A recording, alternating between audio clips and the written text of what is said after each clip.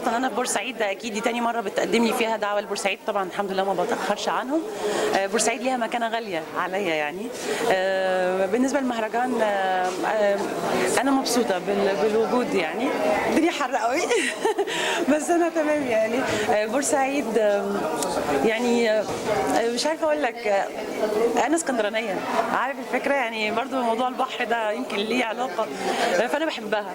بالنسبه لقناه السويس، انا كنت من الناس اللي بيحلموا ان ده يبقى حقيقه، والحمد لله انه بقى حقيقه.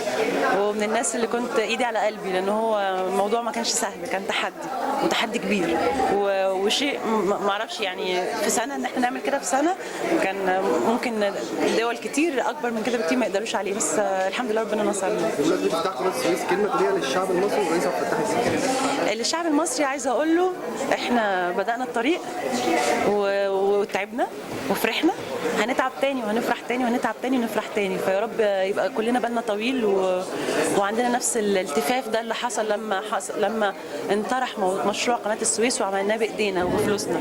فيا رب نبقى دايما قد العبء اللي جاي، لان هو مش سهل، النجاح مش سهل، فهنتعب.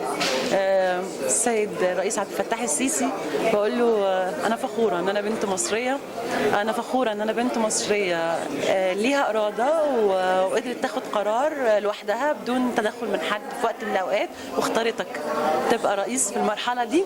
الحمد لله انا ما كنتش غلط، انا كنت صح، والحمد لله ضميري مرتاح قدام ولادي في المستقبل ان شاء الله واهلي. انا عملت شيء حتى اذا مش في اللحظه الحاليه واضح قوي لكل الناس انه شيء مهم لمصر. ان شاء الله التاريخ بكره هيقول انه كان شيء مهم لمصر. الادوار المركبه بقى للارتياح تحت السيطره طبعا احنا اتكلمنا في حته الادوار واتكلمنا عن المسلسلات والكلام ده كتير. الجديد بقى عندي ايه بعد كده؟ وانا مش هقول بص، انا كتومه، مش هتزعل مني صح؟ يعني حاجه صغننه يعني.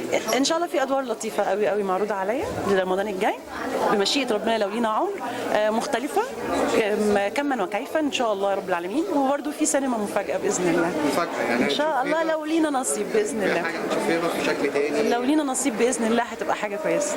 ان شاء الله يا رب. كلمه لجمهورك.